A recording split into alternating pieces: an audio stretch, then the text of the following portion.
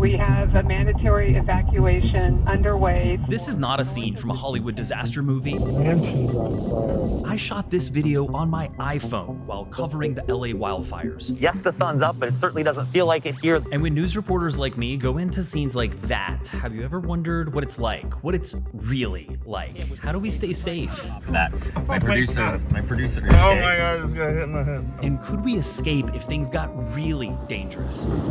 I'm Chase Kane, a meteorologist and reporter for NBC News, and I will never forget those first 48 hours covering the wildfires in LA. How quickly did this sort of explode? Faster than anything I've seen. In this video, I'll show you what it looks like to go back to those areas today, the eerie maps of where homes once stood, and I'll take you behind the scenes. The winds are so strong that even with all of this on, you can see that there's still ash making it through. To show you what it's like in real time reporting on a devastating, unnatural disaster. Which is why it is so urgent that all of our community members are paying very close attention and following the directions that they're given. I will share more information. It's January 7th, 2025, and I had just celebrated my birthday and New Year's, and then I have to start packing my bag with my fire gear because the National Weather Service had been warning for days that this could be a life-threatening, destructive windstorm. They even wrote more plainly, in other words, this is about as bad as it gets in terms of fire weather. But despite all that, I never imagined that the very next day that I would be packing my bags to evacuate. I didn't expect that, despite how January 7th began. It's just after 10, I'm about to leave for the newsroom and I see smoke through the window. I go up to the roof of my building and there's already a fire burning along the famous Sunset Strip. And that's when my stomach sank. I just had this deep feeling of how the next couple days were gonna go. This fire is growing quickly and moving quickly, and we anticipate that evacuation orders will be coming shortly. A couple hours later, just after noon, my producer is driving us toward the Palisades Fire. It had just broken out. There's already smoke towering above the 405 freeway. And at this point, if you're watching this on TV, you're probably just seeing video from helicopters or social media because reporters like me were still trying to get to the fire. So we got off Sunset Boulevard in Brentwood, headed west. We started to see just how big, how bad the fire already was. Emergency alerts are going off on all of our phones. We're now in the evacuation zone, which you can see from the traffic in the opposite direction. People are desperately trying to get out. We're very close to the Palisades Fire, trying to get to where our crew is set up. And you can see a lot of people are also trying to evacuate because there's mandatory evacuations in the area. But you can also see that there's ash, basically just ash raining down on the windshield as we're basically like underneath where the wind is blowing the smoke from this fire. So trying to get to our crew. Also see the sun through the smoke up there. It's a pretty eerie feeling. And soon we're stuck too. Gridlock both ways as fire starts pouring down a hillside. Firefighters are trying to protect people who are stuck in their cars, but then they tell people, get out of your cars, go the other way, just run, just get out of here. And remember that spot because we're gonna come back to that a little later. It's been nearly 2 hours since we left the newsroom and I still needed to get to my crew and the live camera to report on this.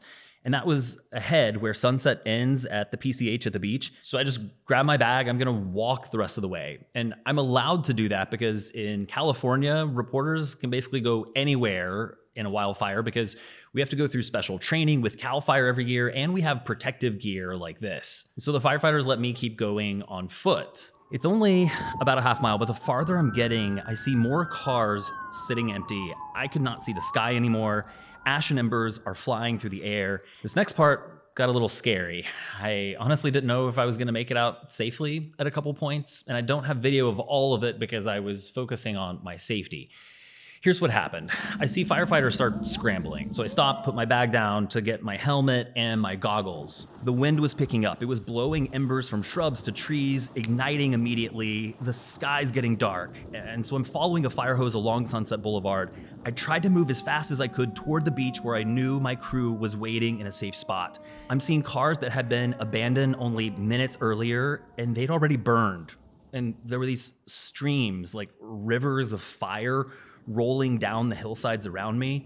And that was not a good feeling. But I'm thinking back to all the training that we take. We take this training with CAL FIRE every year. And after a while, it starts to get kind of boring. You're like, okay, I've heard this before. I know what to do. But then in a moment like that, you become really glad that you have this training year after year. Like things just stick with you. And I'm confident that that's what helped me stay safe. And as I get closer to my crew, I'm noticing more and more homes on the hills that are burning. And I'm thinking back to the people that I've passed just a little earlier. Some of them are dragging suitcases. Some of them are carrying whatever they can under their arms.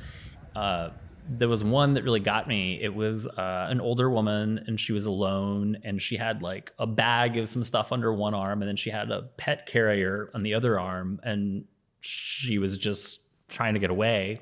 And I just started thinking about her and these other people that I passed, that some of them may have already lost their home, that their home could have been the one that's burning. And I'm feeling that sadness, and all of this is happening before I even make it on TV for the first time. But I want to start with Chase Kane, who has made his way on the ground.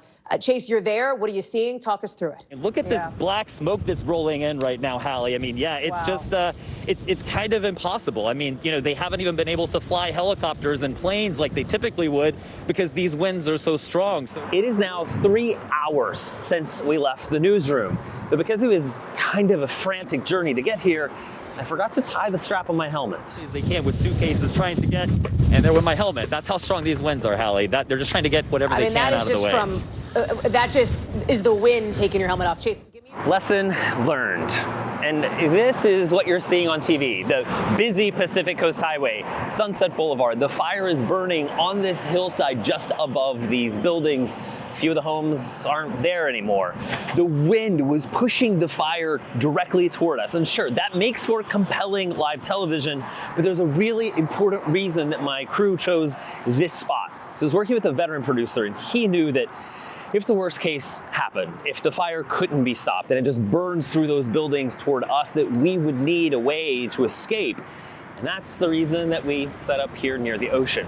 You may remember in 2023, another devastating wildfire, one in Maui, where people were just Oh my God. running toward the shore. Some of them were getting in boats, some of them were just getting in the water, but that wound up being what saved their lives. Now, of course we didn't want that, and NBC News really does care about our safety, but it was nice to know that we had a backup plan, and we were in this spot for, I think, 9 or 10 hours just that first day. We're calling it the Palisades Fire as if it's just one, but it's really just a bunch of different fires that have been burning all over because these winds are picking up those embers and blowing. In just a few hours, fires had started all across Southern California. I'm live on NBC, MSNBC, NBC News Now, and in between those live shots, I'm sitting inside the car because the winds are blistering. They're dry, they're strong, they're cold. I mean, you could barely see 50 yards away. These fire conditions are incredibly intense. I mean, you can see the marks on my face from, you know, wearing our protective gear that we have to wear out here to stay safe. I mean, we've had wind gusts of well above 100 miles an hour. I mean, it feels like you're covering a wildfire inside a hurricane. Now it's, you know, it's cold also on top of that. My producer, Oh my God, this guy hit in the head. I'm sorry. my producer's getting in the car door. and the wind blows the car my door into his God. head. That was my producer, Steven. He was okay. He was just startled by what happened. And I was really glad that I was working with him because he's covered a lot of wildfires. And so when it was finally time to drive home, roads were dark. They were only lit by flames. And we quickly realized that a lot of roads just weren't drivable. And remember earlier when firefighters had told people to just get out of their cars and run? We were back in that same spot. And it looked like a scene from The Walking Dead or any zombie apocalypse movie that you can imagine. They had brought in a bulldozer to just push cars out of the way to make way for fire trucks, which also sort of gave us a way out. Turn left. I helped Steven navigate roads with spot fires starting as we drove past. Flames are crawling down hillsides all around us and homes are burning in every direction. So when I finally got home, we didn't have power. I'm taking a cold shower with a flashlight, but I'm just thankful that I have a home. You may have noticed in some of the earlier video that my neck wasn't covered. I'm wearing protective gear, but it doesn't cover my neck. And because the wind was so strong, it was dry, and it was cold, my neck was wind burned. It was chapped, but I also had like ash in the pores of my neck. And I will never forget how painful that shower was, trying to scrub the ash out of my neck on this like wind burned neck. And that night I got maybe 2 hours of sleep, and then it's right back at it. As the sun started to come up and the smoke was in a different direction, we could actually see daylight. Now it feels like it's getting dark again. So after a second exhausting day, I come home, we have power this time. I take a hot shower, order takeout, I'm eating delicious hot food. We have the TV on NBC, and then I see something I never expected. Right now, what you're seeing on the side of your screen there, that is something that we hate to report and we are scared to report. That is a new fire that is burning in the Hollywood Hills. This one is just off of Runyon Canyon, that popular hiking spot here in Los Angeles. A fire had started in Runyon Canyon. It's just a few blocks from our home, and we could see the flames from our back patio. Redondo Beach, if we need a place to evacuate to. And that's when we started just throwing things in bags to evacuate. We're heading into another night of uncertainty. I don't have a video of this because it was just kind of frantic. I never expected I would be the one evacuating, because I live in the city, like in Los Angeles, and wildfires are wild, right? They happen out there. It's happening to someone else, not me in the city. But here I am looking at flames out of the window and throwing things in a bag. One of my friends who lived even closer had climbed up on his roof and had a garden hose trying to wet his roof and hoping that would protect his home. And his home and my home and so many others were thankfully safe because of the heroic, tireless efforts of firefighters across Los Angeles, California, all across the West who had come in to help. And I want to acknowledge that although this video is about what it's like behind the scenes covering something like this, that probably few things as challenging as losing your home, losing all of your belongings. I know people that happened to during the Palisades and Eaton fires, and I actually did a story about some of the people who lost their home and how they were choosing to channel that into something positive. That link is in the description if you want to watch. Start with, you're hurting, how can I help? So now a year later, if you drive through these areas, you'll see on a map that there's all the images of where homes used to be, and then you look out the window and there's nothing there.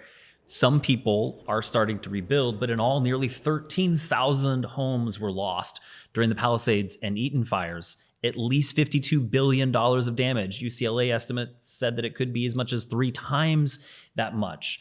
And about a quarter of those people didn't have insurance, so they may never be able to return home or rebuild.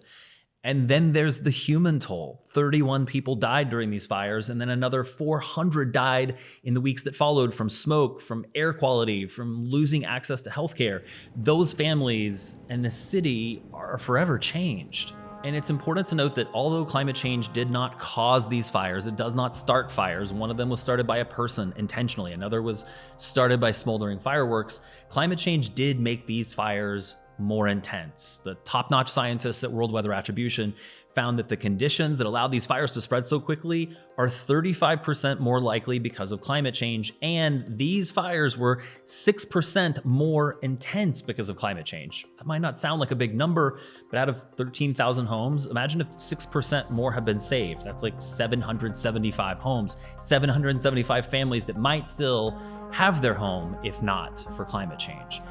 And because I'm a meteorologist and I cover climate change, I saw something on Instagram. It was posted by the Slow Factory, originally from Perthshire Mags. This really hit me, and I still think about this. Climate change will manifest as a series of disasters, viewed through phones with footage that gets closer and closer to where you live until you're the one filming it.